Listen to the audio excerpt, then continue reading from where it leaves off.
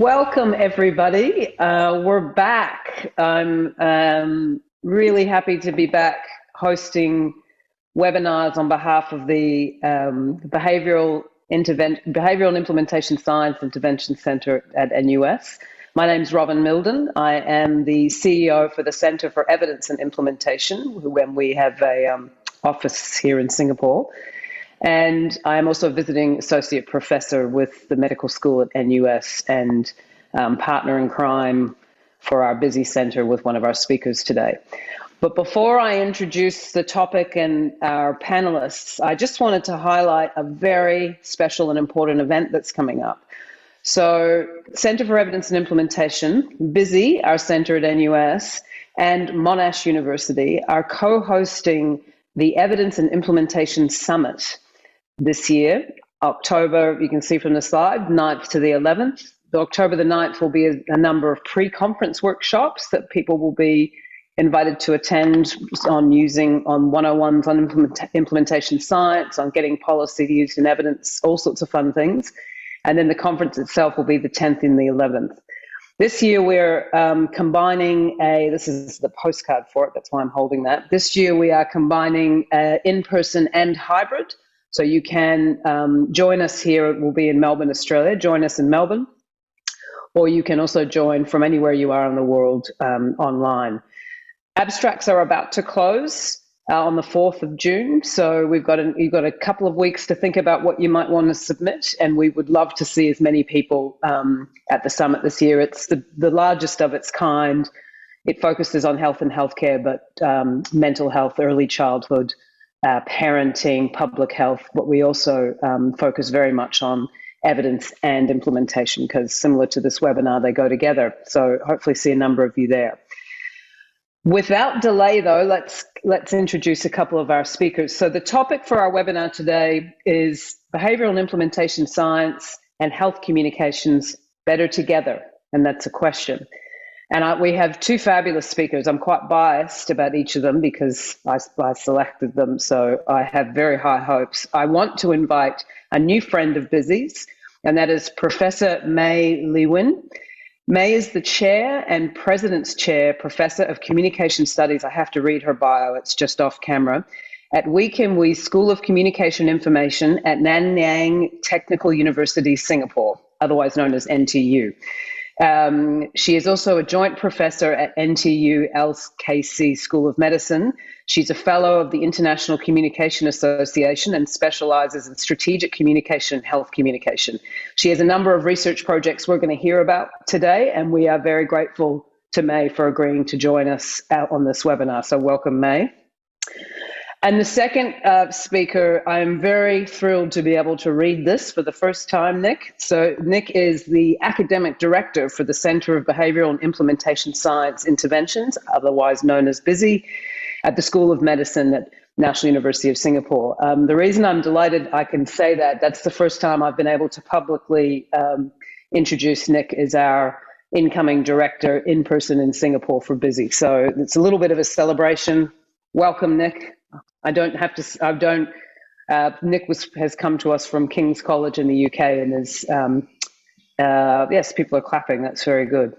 So it's a delight. Now, Nick is a psychologist by training and obtained a MSc in Organizational and Economic Psychology from, I'm not going to be able to pronounce that university, Nick, because I didn't practice it before, a university in Greece. He can tell you about it. He has held academic appointments in the Department of Surgery and Cancer at Imperial College London. And just before joining us, as I said, he was at King's and led the Centre for Implementation Science there. And that's where I met Nick, I think. And we've been partners in crime ever since. So welcome, Nick. And these are our two speakers today. So if you want to ask questions, please do. It makes for a exciting webinar. You just post them in the Q&A. I'll be keeping an eye on those questions. And we'll be bringing them in at any time. We don't need to wait to the end of the webinar. It makes it a little bit more dynamic. So Q&A, and the only tech advice I had for you was to turn your Zoom on and off if something goes wrong. So hopefully nothing will. May, can I start with you, please? Just tell us a little bit about what is this field of health communication, and what sort of areas does it cover, and maybe briefly a little bit about your work, and then we'll go to Nick, and then we'll start to get more specific on some projects. So over to you, May. Okay, good morning or good evening, wherever you may be. And thank you so much, Robyn, and also the Center for Behavioral and Implementation Science Interventions for inviting me this morning. I'm delighted to be here and to share a little bit about my field of health communication. So in the field of communication, health communication has become really large, especially over the past 20 years. The field itself originates from, the more established communication areas such as promotional communication, strategic communication, and mass communication. You might have heard of these different types of areas. And in the field of health communication, a lot of the concepts in promotional communication, for instance, or strategic communication, where we try to understand target segments, have been applied to understand population health behaviors and to see how we can use communication to nudge the populations or different subgroups to particular types of behaviors. Now, one of the unique things in the communication field is that we often use something that we call the medium. And the medium typically used to be the media, and that would be like print or newspapers or television and so on. But nowadays, the concept of the media or the medium has evolved to include online platforms, the mobile phone, and so on. So in my work particularly, I try to see how we can use digital technology and digital tools to enable health messaging, health communication, all directed at nudging particular types of behaviors. So that's basically a little overview about the field of health communication. Okay, terrific. Thank you. Lots of similarities there with behavioural and implementation science, Nick, I can hear. So maybe if I could get you to comment while I cough. Hang on. No, absolutely. I think I should start by saying thank you for the extremely kind introduction, Robyn, and the very sweet reactions I've seen from the people we have in attendance. Absolutely delighted. I've done, I think, one or two of these before. This is the first one I'm doing in situ, and by in situ, I mean in Singapore. It's really a delight to be here and to be involved in this conversation, not least because it's absolutely critical to the way we're trying to set up this Center for Behavioural Implementation Science intervention. So I think I should start with the second component of the center, which is the one that people perhaps understand a bit less about, and it's the more recent sort of kid, the newer kid on the block, and that's implementation science. And let's just make very clear what it is, and then we can say a bit about how it interfaces with behavioral science and indeed what we've just heard from May. So essentially, the science of implementation is about using scientific methodology to accelerate the translation of well-evidenced clinical or policy interventions into practice. And we do it in health, but of course, there's a whole other bunch of people who do it in education, who do it in early child development, who do it in all sorts of other public services. Obviously, our field of specialization is health. We're based in a medical school. I've been working in health for almost 20 years. I'm a psychologist by training, so it's interesting that more recently, we found that sort of behavioral science is becoming a fairly large component of the science of implementation, simply because we need to look at people's behaviors. And these are individual behaviors, they're group behaviors, or they're even organizational behaviors. So all these fields have grown fairly rapidly and a lot in the last couple of decades. The field of implementation research and science has come about in the last 15 years or so. The first peer-reviewed journal appeared in 2005, 2006, and this is where people would sort of say the field started becoming a field that is growing really rapidly. And of course, the moment you start talking about implementation mechanisms or strategies, how do you get things to happen in a big healthcare organization? How do you influence providers, professionals? How do you talk to patients or their relatives and so on? Of course, communication is an absolutely critical medium. In reality, psychologists like myself have been using communication without referring to communication theory or methodology for the best part of the last 60 years. So we're sort of taking over a field that's not quite our own and developing theories, frameworks, and methods. And I think it's really important to work out what we share, what we don't, and where innovation might be lying in the future.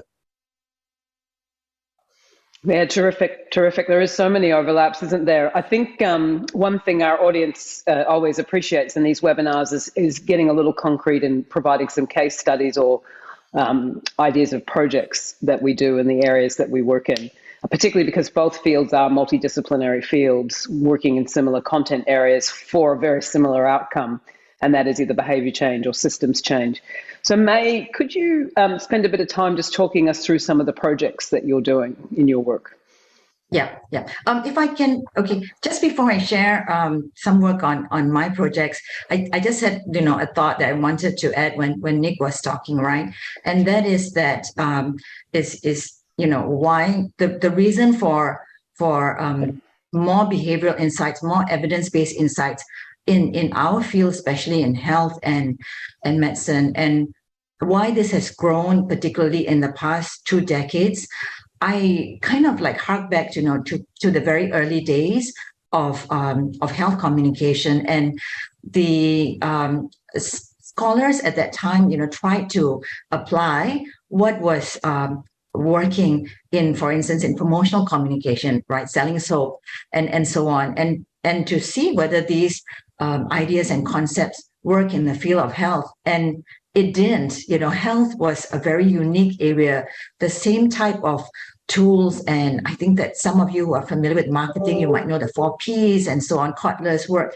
I think that those early scholars tried to apply these, and they realized that, changing health behaviors or trying to impact what people consume or how people behave is so different from generic commercial marketing concepts and so on. And I think that's why, scholars from social sciences, medicine, and indeed a lot of interdisciplinary areas have come together, to really fuel the work in the field. So with that, I now jump forward to some of the work that I've been doing. So in the past decade or so, I've been particularly interested in looking at the Asian populations and how the mobile phone technology and online access has really kind of gone across the different populations in a huge way. So we could reach the farmers in Indonesia, to the fishermen in Sri Lanka, to the urban young in Cambodia and so on, using the mobile phone. So this presented a lot of opportunity. And so if I could just share my screen, Robyn, I just have Please. A little bit of a summary of some of the projects that I've been involved in. This is not the whole exhaustive one, but I've just prepared this for our viewers today, just to get a sense of the work that we've been involved in. So on the top right-hand corner, we have a project called MOBAS, and that's been going on for about 10 years. And that looks at the vector issues in Sri Lanka in particular. a low-lying country, but with huge incidence of dengue.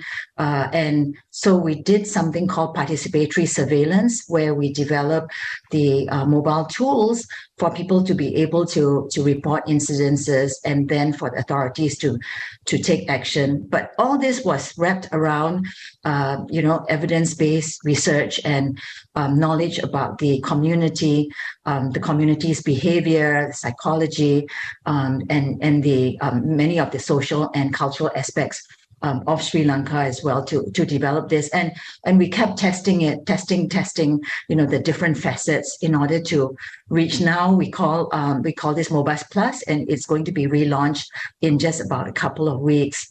I won't go through all the different projects, but another project that I'll just share is about using games and virtual reality and different types of fun things to try and nudge kids' behavior. So one of the projects I've been involved in is called Pet Fitness.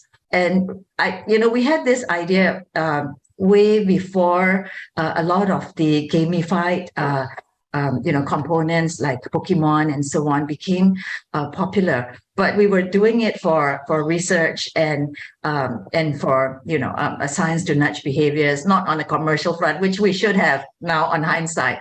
But so in this particular project, it's now in its third iteration. We tried to understand what was driving different types of kids' healthful behaviors, especially in the schools and in the homes. And so we developed a tool that is basically a game for primary 3. So in Singapore, grade 3 and 5 students use this, but it was also a platform for us to do research to understand about what kids like to eat, what types of activities they like to do, how much exercise they were getting. And again, we kept testing and assessing, the different facets of messaging and communication to keep refining. And now, we're able to have a much more effective intervention for our primary school students in terms of nudging particular types of behaviors. So just wanted to share that, just to give you an idea of the types of work that I have been doing and how I've used communication to try and, affect community health. I love the name. I actually thought you meant pet fitness, like pets, and thought, gosh, that's I've not seen that, but that's yes, it is terrific. It is, Robyn. It's the so it was it arose out of research, because when we asked kids, what they wanted to have to play with and so on, they talked about wanting pets and how difficult it was to have a little doggy in their homes and so on. So the idea came from Tamagotchis, the early. Oh yeah. You rear a pet. So in this case, you're able to adopt a virtual pet, and in order to teach the pet different types of healthful behaviors, you've got to do certain types of actions and so on as well. And then you get rewards and coins and so on that you can use to buy food and keep your pet healthy as well. So there's a big pet component there. I'm sorry, I didn't very carefully. No, that's great. That's great. There's a couple of questions just related to what you just presented. I want to go to just one comment and a question. So first, and I can see there's a nice question on subcultures up there, which we will get to a little later in the webinar. Thank you. But one person has said, amazing work. Do you have a reference to the communication theory? And maybe we can get that and throw it up in the chat or something. But also another person is, how would you account for app fatigue? Yeah. Would you like me to answer both or yes, just please. one? Yes. Okay. No. Yep. So thank you very much. Thank you for the very kind comments. The theory is always at the center of what we do. Really, when we first start conceptualizing, and we do large, segment-based studies, and then we try to understand what were the facets of the either health theories or communication theories that we could draw upon in order to design interventions. So in many of the apps, we do deploy facets of health belief model or the self-determination theory or protection motivation theory. It really depends on the type of outcomes we want to achieve. And sometimes the theory is deployed to a particular component of the game, and then when we're able to reach or achieve a particular outcome, for instance, like regular time that's being spent, then we've got to think about another theory to see, okay, now how we're going to nudge behavior and how we're going to record that and so on. So sometimes it's theory building on top of another theory and so on. So that's for the one question. And Robyn, what was the other question, please? The other one is, how would you account for app fatigue? Yeah, that's a very, very good question too. In fact, Pet Fitness, we work with the schools, and and the schools are very mindful that this doesn't lead to addiction, and to add to the mobile phone usage by the students, especially outside school hours. So we do this as part of classroom learning. And the entire project is also monitored by a teacher. So the teacher can see how much the students are using. She can place the students in different groups. She can try to motivate the students and so on. And also she does take note if the student is spending too much time on this as well. What we're actually concerned about is the amount of time students are spending on other games outside these educational games and other types of activities. If you're a parent in Singapore, you probably know that Ministry of Education uses the intranet and many types of platforms to get students to be involved in educational activities as well. But all that needs to be balanced with non-screen time as well. So we're very mindful, and it is worrying what you've just pointed out in terms of app fatigue, too much screen time. In some other facets of my study, we try to understand how much time kids are spending on screen and so on. And there are kids who report that they wake up at 3 a.m. so that they can play games without the parents knowing and so on. So that's another issue entirely now. But you've got a really good point, and it's something that we are monitoring very closely. And it's not just kids, it's the adults too. So I think I showed Flu Mob. It was a project that we ran in Tan Tock Seng Hospital and KK hospitals. And adults also pointed to similar issues, that they've just got so many apps that they've got to monitor and utilize as well. Yep, we certainly do.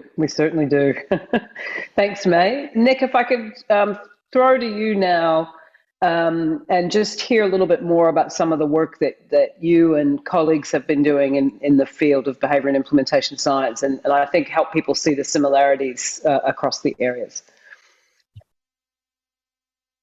Thank you, Robyn. I have so many thoughts that just sparked by what May presented, and indeed some of the really cool questions that are coming through the Q&A. So perhaps we can get to those later. So I think I'll start with one of our the very first perhaps projects that we started doing here in BISI, and we started last year before I sort of set foot on properly, and this will link up with some of what May just said. So essentially we started, and we're just about to finish a big review of the literature, which is essentially, I think for me, is usually the sort of the starting point before we get into what we need to do next. And the review is about what sort of implementation or behavior change studies have been done, not just in the context of Southeast Asia, but in the context of Asia at large.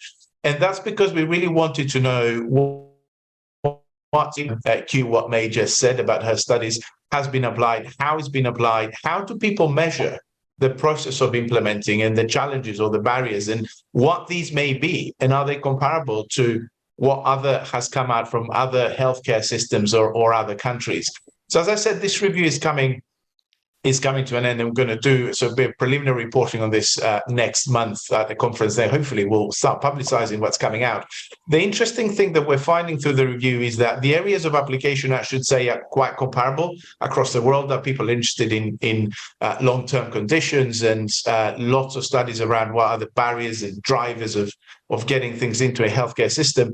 The really exciting thing about me was that we found quite a lot of theory around how does implementation work? Why do people change their behavior or not? And by people, I mean healthcare providers, like what probably several of our delegates today are, or managers or people at the front line and so on, and to some degree patients and their families. But the interesting thing is that all of that theory is theory that I've used before, I've seen before, and it's coming from Anglo-Saxon in particular countries, not even Western. The Western world is a very particular sort of type of culture, because historically these sciences have been developing and stemming from research groups and centers that are based in sort of North America and sort of Western Europe.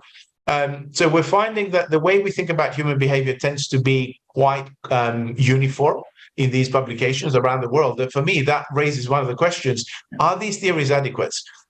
We are thinking about, for example, behavior being driven by, do I have a motivation to do something? That's one component. Do I have the ability to do something, like the skill? Do I know what I'm about to do? And do I get a chance? Do I get an opportunity to do something? That's a very basic theory of human behavior. How does this apply to Southeast Asia? How does it apply to a very specific clinical context? And for example, in type 1 diabetes care with adolescents in Singapore. And not only that, but how does it apply to different ethnic groups or people with different ethnic backgrounds? I don't have an answer to this until we actually look at the evidence. We could assume, if we wanted to, that all humans have the same sort of hardware. We all come into this world with quite similar hardware. But of course, there is this sort of nature versus nurture type of discussions. We grow up in different cultures and different languages, different thinking processes. So how much we share and how much is culture specific and even geography specific? These are the sort of questions that I would really like to explore. The world is sort of waking up to the fact that it's not just one human behaving in a very consistent way across the patch. I'm just about finishing a project with colleagues in England, for example, where we're looking at the scale up of a really a reasonably well-evidenced intervention for type 2 diabetes. And this intervention is very particularly designed and specifically designed with people of Black and Afro-Caribbean origins, because essentially they were not responsive to any other type of psychoeducation intervention. This is really what it is around their diabetes. They just simply would not engage because they thought that this is not for us. The communication around dieting and exercise and lifestyle, it just wasn't for them. Perhaps it was more about people like myself, sort of, white middle-aged man.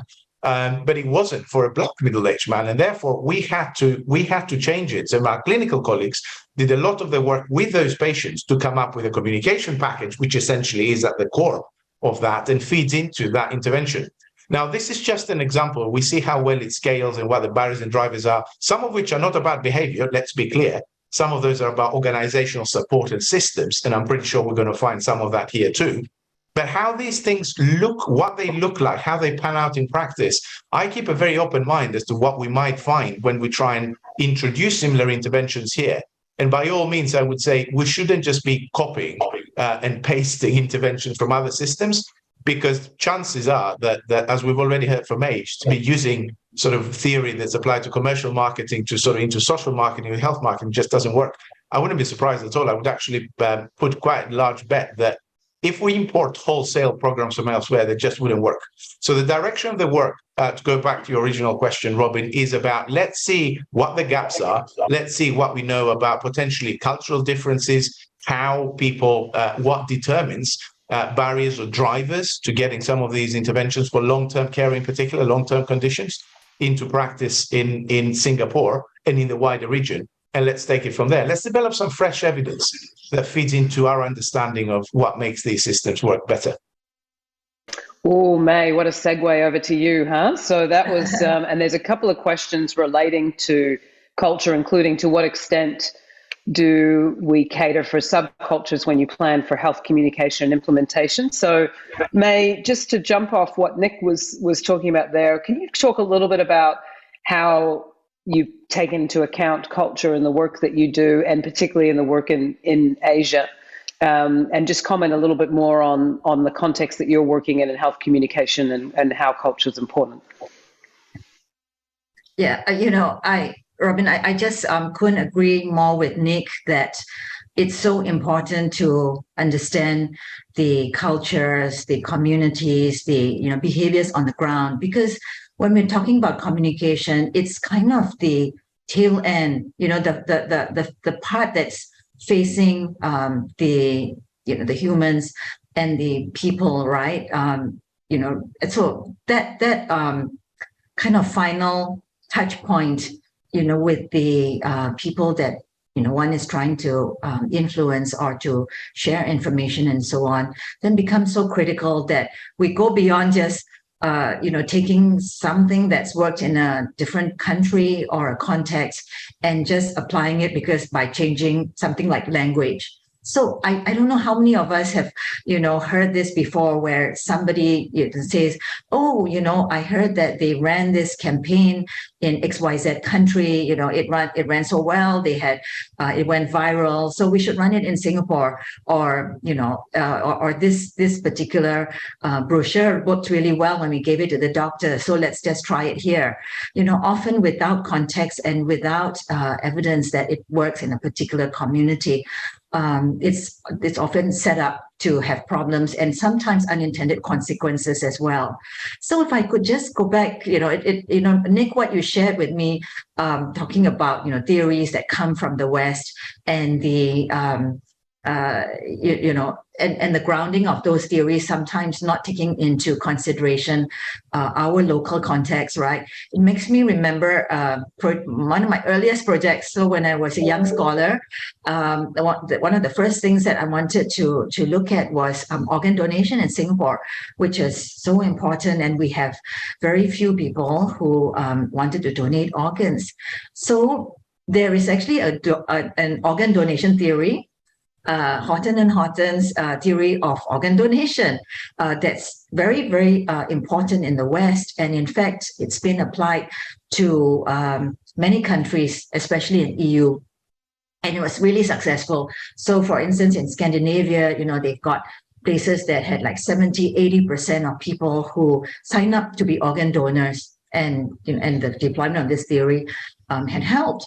So we, did a study to understand if the theory could be used in Singapore, and then what were the barriers around it. And we found that in Singapore, we have less than 5% of people who were willing to donate organs. And in these countries, the intervention was this little card that you carry around. In those days, no mobile phones, so early 2000s, you carry little cards with you. You wanted to be part of this voluntary effort. And basically it says that if anything happens to me, you can, harness my organs and so on. And everybody didn't want to carry this. And we found out that Horton and Horton's theory didn't have some of the key facets of that were creating barriers in Singapore, and I'm sure much of Asia too, which is superstitions and fear of inviting bad luck. By carrying this card. It was really strong, and it's strong across different subgroups. Of course, there were differences between the Chinese, Malays, Indians in particular. We looked at that too, but it was strong enough that it could not be launched in Singapore in the same way that it was launched in Europe. And, so that was like one of the early examples that I had. And, even going forward in many of the Asian countries, my work in Sri Lanka, we could not take wholesale the types of participatory surveillance efforts that work so well in Australia. We have partners who are doing work like Flu Near You and so on in Australia and the US. We had to adapt components for Asia because, for instance, in Sri Lanka, it's very, very kind country. People like to be kind to their neighbors. They like to be part of the community, and they didn't want to take pictures of water ponding or, mosquito larvae in their neighbors' houses and so on. So we had to be very careful about how we phrase and craft the communication around it. And most recently in Singapore, I've just done completed some work on doctor-patient communication, and the models that are in the West, which are called dyadic communication, where you have a doctor and patient, often doesn't hold here because we have triadic or even greater numbers of people in a conversation. So in Singapore, it's very common to have an additional person, even if that person is not your caregiver, to come with you for doctor's consultations.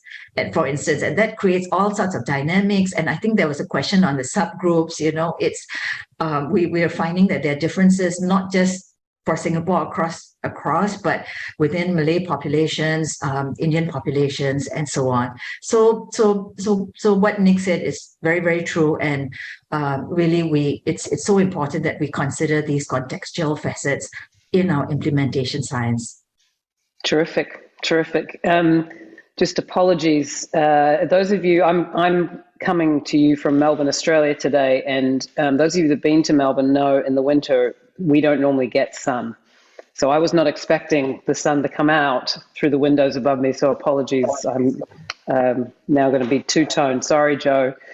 Yeah, there was a specific question there, May, around unique subcultures that you found present in Singapore that need particular attention, and I think you've addressed that. Is there anything in addition you want to comment on for that question in terms of, I think, subcultures within Singapore? You've already mentioned Malay and your work, any particular? Yeah. It is, in fact, from a communication point of view, it's so interesting to see that our little island has so many diverse subcultures, even, even considering beyond the racial groups that I've mentioned. There are subcultures around different geography. Would you believe it? I've been doing some work which has actually looked at, different parts of Singapore and where you reside and the types of lifestyle activities that you do, right? Especially amongst the elderly, for instance. And there are different groups. There are, active seniors, for instance, and there are those who just don't want to come out of their homes. And there are, those who are very involved in community-driven efforts, and there are those who are not responsive. So even within certain age groups, when you talk about the young, when you talk about the working populations, there's many different types of subcultures in Singapore. And yes, I think that Singapore is really a great place for us to do nationwide campaigns and so on, which then get kind of translated to other urban areas in the region. But also, I think we have to make sure that, groups do not get left behind. There's many vulnerable groups in Singapore. There's migrant workers and, expats and so on. So it's a very interesting cosmopolitan city, but it also is challenging. It's a fabulous place. It's a fabulous place. It is. Nick, you go ahead. Unless I don't want to derail your next question, but I just want to, because we're talking this conversation about culture, and I also saw the Q&A is lighting up, which is great. It's just to add another layer of culture, which of course I totally subscribe to what May said, and this is the reason we're actually here, very excited about studying those layers of culture. Having worked I've been working in healthcare, as I said, for about almost 20 years now. There's cultures of professional identity which are very exciting to me, because essentially, like talking to one of my clinical friends has said tribes. So when we work together, said you think don't call us the healthcare providers or the doctors or the nurses. We're tribal, and you were saying that in a descriptive, almost anthropological sort of sense. He was a very senior consultant at the time. Essentially, he was getting at the fact that people get selected into their profession through very different criteria. Often they go into a profession for very different reasons, and then they get socialized into their profession following very different paths. And we're not just talking sort of doctors or nurses or psychologists or physiologists, physiotherapists. We're talking even within that, how people then go on to become a specialist in an area of work.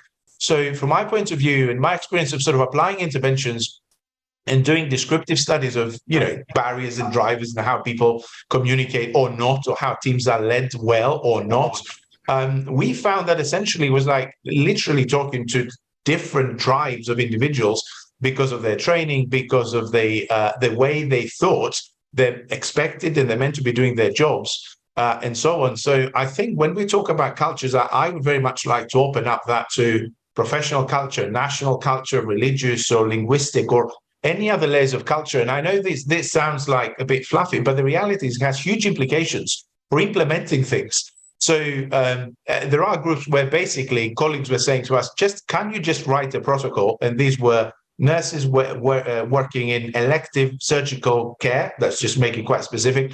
Can we just produce a protocol? And then the senior nurse is going to get everybody else in a meeting, which they normally have, and everybody's going to follow it. We're going to make some A0 size posters, going to put them on the wall, and we're going to do it. And that was the implementation / communication strategy. And then you went to the surgical group, and we spent about a day trying to figure out what to do, what not to do, and what will they respond to. And, essentially, we didn't go down that path because no one would follow. The very fact that you try and get them all streamlined to do the same thing was a barrier because they just didn't want to be told what to do. So the guys were saying, we want to follow evidence. You need to convince us. You need to make an effort. You need to produce evidence that's as good as clinical evidence because that's how we're trained to think. And then, of course, you talk to the managers, and the managers were pulling their hair out because they were like, this is our job. This is how we try to implement large programs. And for us, of course, the finances are absolutely critical. So we can do all of these things, but there's always a financial bottom line. It's literally like speaking different languages when we design these interventions. And therefore, what sort of that threw up for me was the concept that we need people like May and ourselves and our clinical colleagues and the managers to work together, because otherwise we're doing a bit of a half-baked job, I'm afraid, in some of these interventions. So this is why it takes time to diagnose these issues before we sort of launch interventions. And I think the better the diagnosis and a bit of rapid pilot testing early on, the better the chances that we're going to end up with something that actually shifts behavior and drives implementation. But I'd just like to really point the fact that culture is not just ethnic. There's so many cultures we're all part of, and we don't really realize until someone hits that button and we sort of respond in a particular way. That's really nice segue, you two, to sort of shift the conversation a little bit towards, and just picking up, Nick, on your point there around diagnosing ahead of time, designing a communication or implementation intervention, testing it, because there's a question here, which is a nice practical question I'd like each of you to comment on, and that is, how prescriptive do implementation and communication plans need to be effective? Nick, you take that one first because it sort of jumps off a little bit of what you said, and then you next, please, May. So I would say that it's difficult to answer the question because of what I just said. For some groups, prescription is good because we need to know. If a group really wants to be told what to do, see my example of those nurses working perioperative care, then prescription would work really well. If a group is schooled and socialized into, thinking for themselves, and you try to prescribe too hard, that becomes really difficult because that could create a barrier. I would say instead of prescription, clarity is absolutely important. We need to be clear with people what we're doing, why we're doing it, what's the expectation, and so on, and perhaps what's in it for them. So I would create a plan around having clarity, and then you can change the level of prescription depending on the group you're dealing with. And also, just to foresee a comment here, what about making everything mandatory and then people follow the rules? I've been in cultures and countries where lots of things are being made mandatory. The moment you look elsewhere, because you can't really live in a police state, we don't like that. Most of us don't do that. The behavior goes back to the baseline, goes back to where people want to achieve. So the best result is where you might make something mandatory, but there's also peer pressure and there's individual conviction that this is the right thing to be doing. See, for example, smoking bans. And things like that. That's when these interventions seem to work really well at population level. So I would say, let's be clear and let's diagnose whether the level of prescription is appropriate for the population we're prescribing to.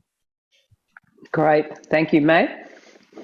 Okay, I think, Nick answered the first question already, but let me just jump in a little bit from the communication point of view, which is that we don't think about behavior as kind of like a black and white, like do and don't. We think of the behavior as kind of like an endpoint, but where there might be a lot of processes involved in between. So kind of think about it like a train or MRT, right? So you've got different carriages, and you want to get to the end carriage, but we want to be able to achieve certain outcomes in between. So that could be even exposure or creating knowledge. It could be literacy. It could be changing attitudes, making people more open to certain types of messaging later on. So the more people we are able to move across the different carriages, we can have more people at the end point. But oftentimes, in the messaging efforts, communication efforts, if the message is crafted wrongly and so on, you may get very few people at that end point, which is what you're saying, like whether we could just prescribe and say, do this. But if we get people who are knowledgeable, who are open, who have positive attitudes towards receiving the message, and then we will be able to get more into the end train. So it's kind of like pushing, different populations. And typically it's common that we will have drop off. So we'll never achieve, if we start with 100 people that we're trying to reach, we will never achieve the full behavior. We won't get all 100 in the end carriage, but the idea is to get as many as possible to move in that direction.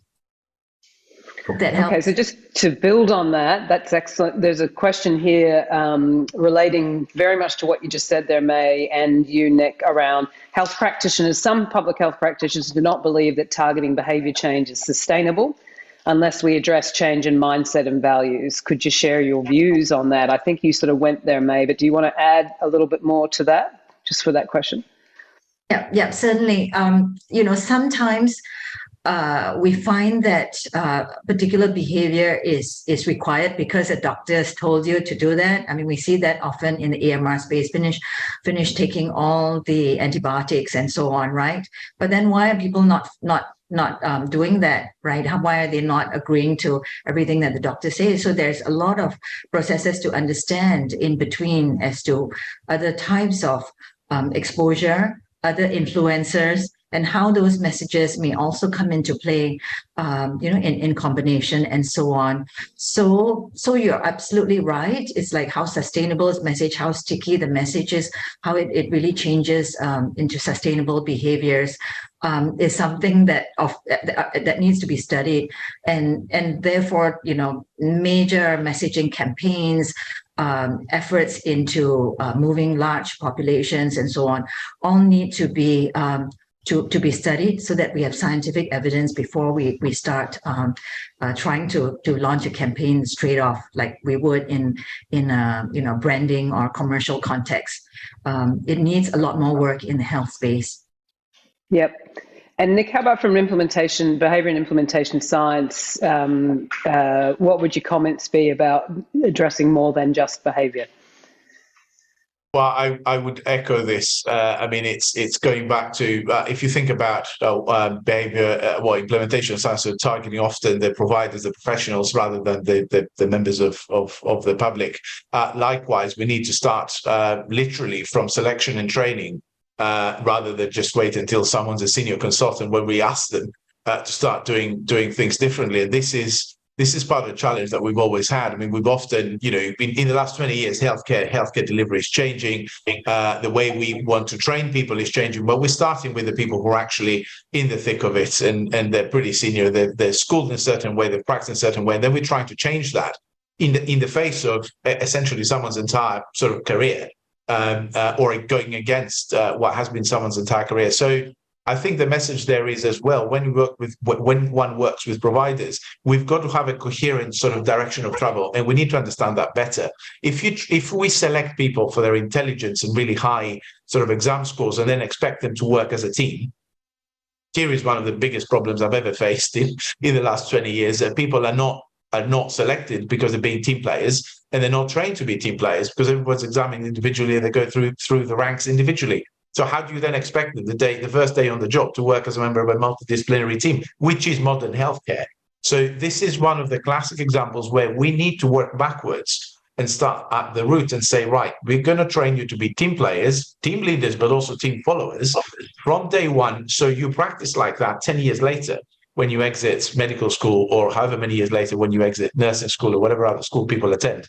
So I think a pattern of coherence is the backdrop against which you achieve sustainability. Otherwise, we're just trying to put patches on problems that we see, including public health, but also within healthcare institutions. But they cannot be sustainable because that's not how we selected or trained people. So how do we expect them to sustain behaviors just because they got a relatively short, in the context of their wider sort of practice and career, a relatively short period of intervention? It would never be sustainable. So I think we need to look at some of the fundamental core values and skill sets that we want our practitioners to be equipped with, and then reinforce that throughout their careers. But of course, realistically, we start from a certain point. So we work both with people who are fairly senior, but also with people who are now coming through the ranks. Other industries have observed the exact same pattern, by the way. So you find that some change is actually generational. So the way that pilots, for example, aviation has changed from the 70s to now has been a generational change. And that was the Second World War pilots retiring. When you got a new generation of pilots who were not those sort of reckless and brave people who didn't really mind they're going to fall off the sky, because they thought there's a chance of that happening anyway, because we're flying warplanes during the war. We don't want to go on a plane with a pilot necessarily having this mindset these days, and we don't. But it did take a generation. And that's usually an analogy that's used in the context of health. How we train today, how do we want to get people out in the next 20 years? It's a really long-term thinking that we need to engage with. Those of you that know me know I have a little bit of an issue with flying, despite how much I fly. And Nick, I'm going to struggle to get that out of my head when I come over to Singapore next week. Thank you for that. Now you're both scientists, you're both empirical. So this might be a challenging question for you, but I wanted to get it down. What are some best buys of behavioral or implementation change? I'm going to add that, interventions to address health risk behaviors and their unhealthy diet, sedentary lifestyle, tobacco use, or so what do we know from the scientific literature looks like it could work? May, do you want to tackle that first? In the field of health communication, one of the clearest and best known evidence-based work in terms of shifting population behaviors has been in cigarette smoking anti-cigarette smoking efforts in the United States. So it's really interesting to study the depth of research that's been done in that field in different population groups, subcultures, and so on. And then the work that scholars have done to link it to the actual communication, messaging, campaigns, and so on itself. And I think that those of you who are interested, you can go and look at YouTube. Campaigns such as Truth, which were developed together with some of the famous advertising agencies, but getting the advertising agencies to really understand the issues, getting them involved in the research, and then doing thematic research, to understand what sorts of themes resonated with different types of populations is very interesting. And so that's certainly very inspirational. It's kind of like, huge nationwide effort, but then also done at the state levels, and then with lots of scientific research and scholars and government all kind of working together. And if you look at some of the campaigns, especially the Truth one that's targeting teens, it's unlike what you would typically see in a health campaign. One of the ads, even ads have names. I think it's called body bags, and it really kind of shows, right, these how many deaths there are, but then in a very visual way every day in the United States, for instance. But it's executed. It's the tone and manner and the type of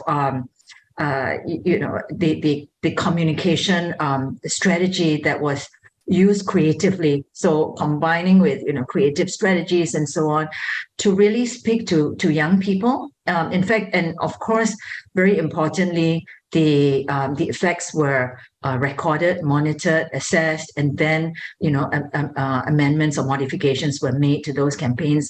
So I think that provided to health communication scholars like myself a lot of learning experiences as to how we can mount large-scale implementation science to shift population behaviors.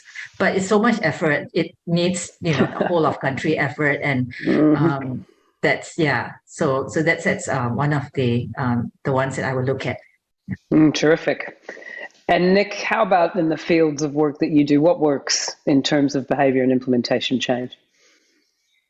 So I would say I was trying to think of an example of a type of intervention that perhaps cut across several sort of healthcare sectors or specialities. And perhaps those of you who know me, you're not going to be surprised that I'm thinking of checklists.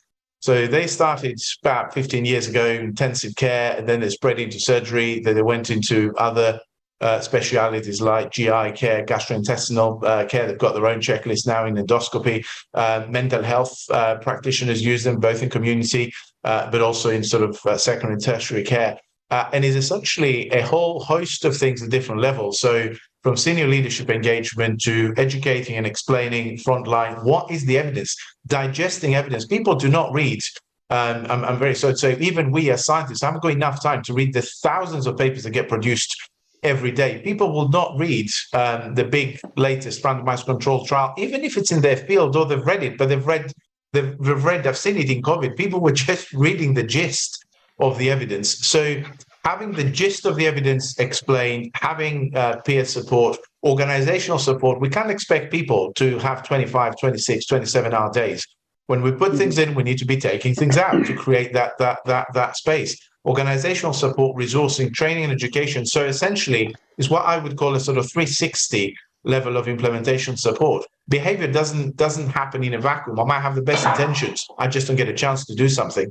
So a checklist is a great example where this has been provided over a lengthy period of time. Now people get schooled in these, and you'd start to see this sort of generational effect that people expect to be using checklists as practitioners. And by the next generation, this will become part and parcel of how a number of healthcare specialties are delivering care, which wasn't the case 20 years ago. So that's a great example of longitudinal sustainable success, but it is multi-phased, and there are failures. So there are failures when we try and do certain things, and we need to learn from them. I would just say a single behavior change intervention will never be enough, because typically you haven't got one problem to overcome. You've got multiple. So, and we need to address those contextual drivers and barriers in particular, which often are organizational level. Unless we do that, we do not get the behavior change. And I think a case study of checklist in healthcare organizations is a great one to demonstrate that. And Nick, what's the name of that book by the American doctor, The Checklist Manifesto? What's his name? It's a terrific book, isn't it? Yep, it's a terrific book. So that's really interesting thing. Just totally, it was a really nice bedtime reading. But this is because, I mean, clearly Atul has great talent for writing. He writes in sort of not just in scientific journals, but he writes in magazines and other sort of mass communication media.